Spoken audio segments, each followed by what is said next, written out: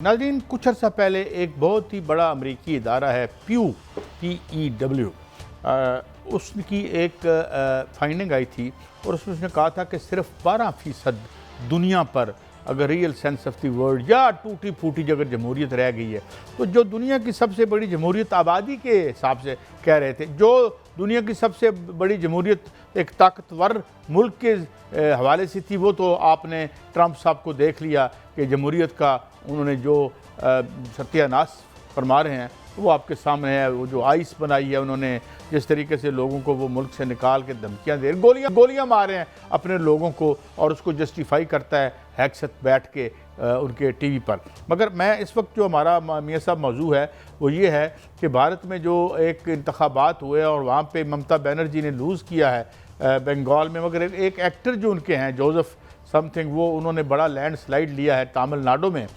लेकिन कहा यह जा रहा है मियाँ साहब कि now this mother of so called, I don't know, mother of democracy तो बरतानिया को कहा जाता था, जहाँ पर आजकल जो आप देख ही रहे हैं। मगर चलें, यहाँ भी डेमोक्रेसी का बड़ा और वेस्टर्न लिबरल हमें हाथ जोड़ के खड़े हो जाते थे, बड़ी जमहूरियत है जी, वो है। 90 लाख लोगों को इलेक्टरल रोल से निकाल दिया गया वहाँ पे। तो मेरे ख्याल में ये जमहूरियत वाला फ्रॉड जो दुनिया के साथ हुआ था और हो रहा था और हर जगह पे हुआ, कोई हम भी उसमें से बचे नहीं हैं, खैर से हम भी उसका विक्टिम रहे हैं। और अब हमारी जो गलतफहमियाँ हैं माशाल्लाह काफ़ी दूर हो चुकी हैं। बहरहाल आज हमारा ये मौजू है 90 लाख लोगों को, और उसमें कहा जा रहा है कि ज़्यादातर मुसलमान थे शायद, जिनको हक़ राय दही से महरूम कर दिया गया। तो मेरे ख्याल में ये ड्रामा दुनिया में अब बंद ही कर दिया जाए। हुक्मरान तबकात बस बता दिया करें कि फ़लाना जीत गया जी आज, तो क्योंकि हमने उसे जीता हुआ करार दे दिया है। और बाई एंड लार्ज दुनिया में यही हो रहा है। तो इंडिया में मेरे ख्याल में हमें ज़्यादा मातम नहीं करना चाहिए इंडिया के अवाम को। खैर से उसी सम्त में वो जा रहे हैं जिस सम्त में सारी दुनिया रवां दवां है। मियाँ साहब, योर टेक।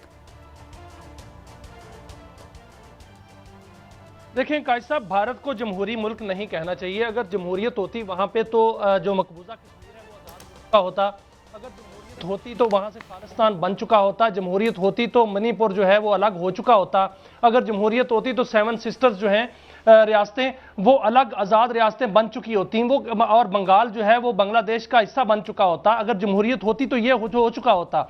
जमहूरियत कभी भी नहीं रही। लेकिन जब से मोदी आए हैं, बल्कि जब से, मैं वो अल्फाज नहीं बयान करना चाहता, जब से मोदी जो है वो इस बरसर इख्तियार आया है, उसने एक एजेंडा रखा है कि इसको जो हिंदुस्तान है उसको हिंदू स्टेट बनाना है। उसमें से तमाम अक़लियतें जो हैं उनका वजूद मिटाना है, मुसलमानों का वजूद मिटाना है। उसमें तमाम जो है बरादरियां बाकी नहीं रहेंगी, सिर्फ और सिर्फ वो हिंदू रहेंगे जो इंतहा पसंद हिंदू हैं और हिंदुत्व सोच पर जो है वो यकीन रखते हैं। बंगाल में क्या हुआ है? बंगाल में भी तो यही कुछ हुआ है। 90 लाख वोट जो चोरी हुए हैं, 27 लाख वोट मुसलमानों के सिर्फ काटे गए हैं, सिर्फ मुसलमानों के। 112 हल्के जिसमें मुसलमानों की तादाद ज्यादा थी, वहां पर मुसलमानों को 27 लाख मुसलमानों को वोट के हक से महरूम कर दिया गया। ममता बनर्जी जो हैं उसको वोट किसके मिलते थे? मुसलमानों के मिलते थे। बीजेपी ने वहां पर, अमित शाह ने बाकायदा डेरे लगाए, वहां पर वार रूम कायम किया, और उसके बाद जो है वहां पर बाकायदा तौर पर सेंटर से, दिल्ली से वहां पर जो है वो बाकायदा तौर पर वो खूनखार दरिंदे वहां पर ले जाए गए और लोगों को मारा गया, मुसलमानों को मारा गया, वोट नहीं डालने दिया गया। और सुप्रीम कोर्ट में मामला गया तो सुप्रीम कोर्ट ने क्या कहा, भारतीय सुप्रीम कोर्ट ने, कि इस दफा जो है वोट ना दे, अगली दफा वोट दे लें।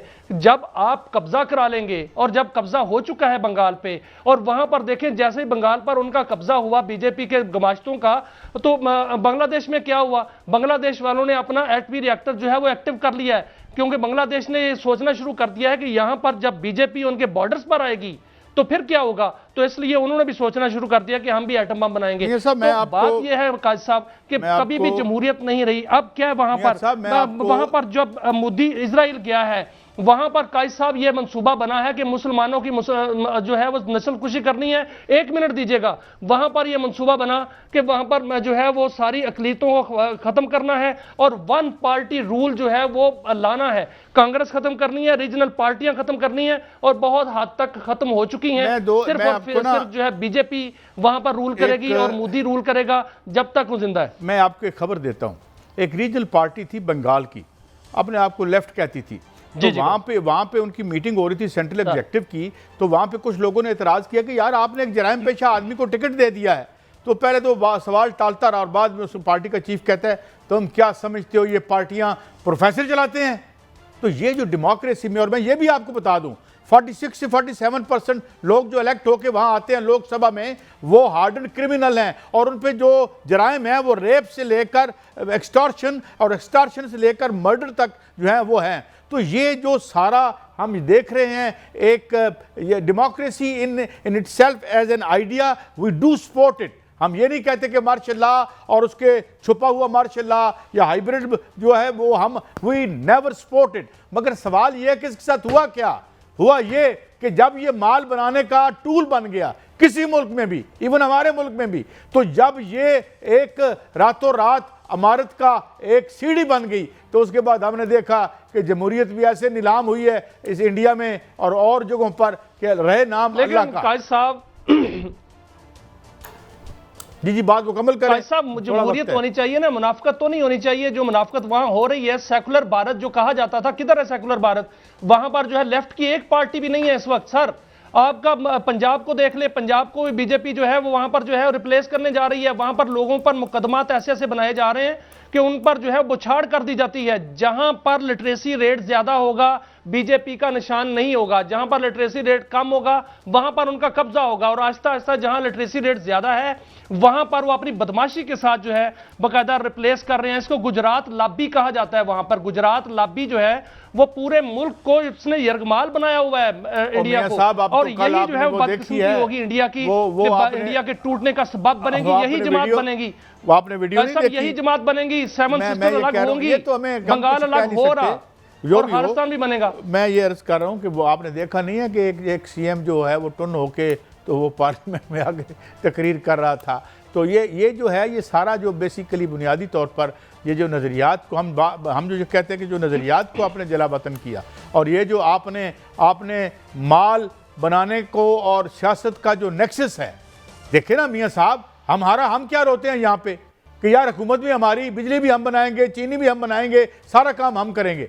तो ये आवे का आवा और बेड़ा गर्क इसलिए हुआ कि हमने जो है ये, मेरे ख्याल में अफलातून ठीक ही कहता था कि तिजारत करने वालों को तिजारत करने दें और सियासत जो है कोई विजनरी लोग करें तो शायद बच बचाव हो जाए। और मेरे ख्याल में जो अगली लहर हमें नज़र आएगी और जो हमें दुनिया में नज़र आ रही है, हम देख रहे हैं, हमने अभी बात नहीं की, बहुत सी जो सो कॉल्ड डेमोक्रेसी है वहाँ फोरक्लोजर्स हो रहे हैं, गरीब जो है वो पिस रहा है। तो मेरे ख्याल में आने वाले दिनों में जारहियत की बात ना कर लें, अभी जारहियत का भी मुर्तकब हो रहा है भारत।